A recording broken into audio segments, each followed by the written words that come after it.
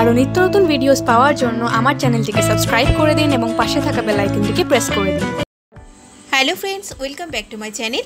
আমার চ্যানেলের আরেকটি পর্ব দেখার জন্য আপনাদের সবাইকে ওয়েলকাম জানাচ্ছি। আজকে আমি আপনাদের সাথে ভীষণই সহজ আর খুবই সুস্বাদু একটা স্ন্যাক্সের রেসিপি শেয়ার করছি। আজকে আমি পেঁয়াজ আর পাউরুটি দিয়ে যে স্ন্যাক্সের রেসিপিটা বানাচ্ছি, এটা আপনারা সন্ধ্যেবেলা চা বা কফির সাথে তৈরি করে নিতে পারেন।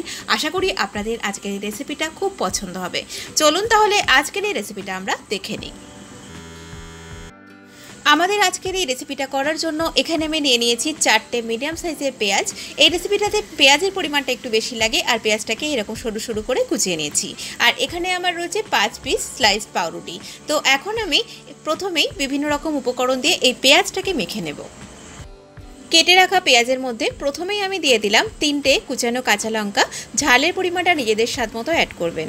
আর দিয়ে দিচ্ছি এর মধ্যে কিছুটা পরিমাণ ধনেপাতা কুচানো। আর এই স্ন্যাক্সটাতে আরও একটু টেস্ট আনার জন্য এর মধ্যে আমি দিয়ে দিচ্ছি হাফ চা চামচ জোয়ান। দিয়ে দিচ্ছি এর মধ্যে স্বাদ মতো লবণ। এখন এই সব উপকরণ দিয়ে পেঁয়াজটাকে ভালো করে মেখে নিচ্ছি।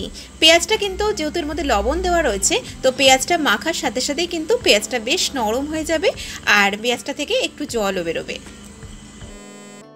সব উপকরণ দিয়ে পেঁয়াজটা আমাদের মাখা হয়ে গেছে। দেখুন পেঁয়াজটা কিন্তু অনেকটাই বেশ নরম হয়ে গেছে।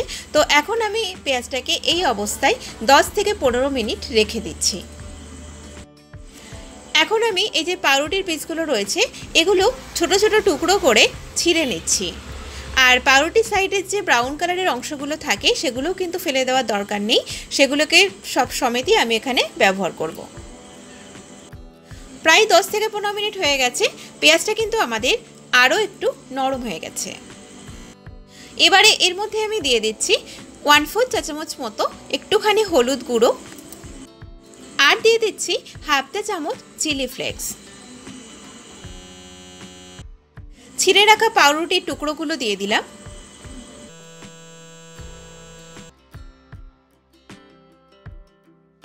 এখন সব উপকরণের সাথে পাউরুটিটাকে ভালো করে মেখে নিচ্ছি। আর এটাকে একটু প্রেসার দিয়ে একটু সময় নিয়ে ভালো করে মেখে নেব, যাতে পাউরুটিটা সুন্দরভাবে পেঁয়াজের সাথে মিশে যায়।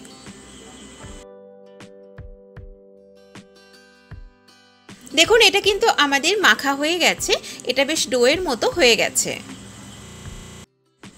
এখন এটা আরও ভালো একটু বাইন্ডিং আনার জন্য এর মধ্যে আমি দিয়ে দিলাম 2 টেবিল চামচ বেসন। আবারও সব উপকরণ ভালো করে মেখে নিচ্ছি। এটা মেখে নেওয়ার পরে এই মিশ্রণটা কিন্তু একটু বেশি টাইট লাগছে, তো তার জন্য আমি এর মধ্যে খুব সামান্য পরিমাণে হাফ টেবিল চামচ মতো একটু জল দিলাম, এটা মাখার সুবিধার জন্য।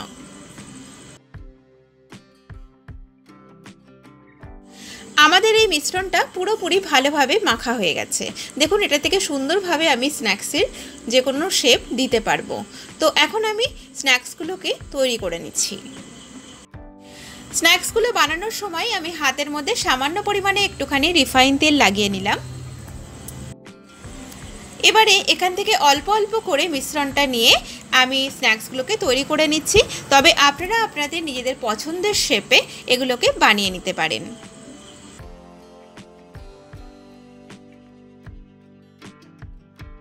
এই স্ন্যাক্সগুলো আমাদের সব রেডি হয়ে গেছে। এবারে আমি এগুলোকে ভেজে নেব। এখন কড়াইতে দিয়ে দিচ্ছি একটু বেশি পরিমাণ করে রিফাইন তেল। এগুলোকে কিন্তু আমি একটু ডুবো তেলে ভাজবো। তেলটা আমাদের গরম হয়ে গেছে। এখন আঁচটাকে একদম কমিয়ে দিয়ে স্ন্যাক্সগুলোকে ভাজার জন্য দিয়ে দিলাম। এখন এগুলোকে ঘুরিয়ে ফিরিয়ে ডিপ বাদামি করে ভেজে নিচ্ছি। তবে এগুলোকে ভাজার সময় কিন্তু আঁচটাকে একদম কমিয়ে ভাজতে হবে, না হলে ওপরটা বাদামি রং চলে আসবে কিন্তু ভিতরে কাঁচা থেকে যাবে।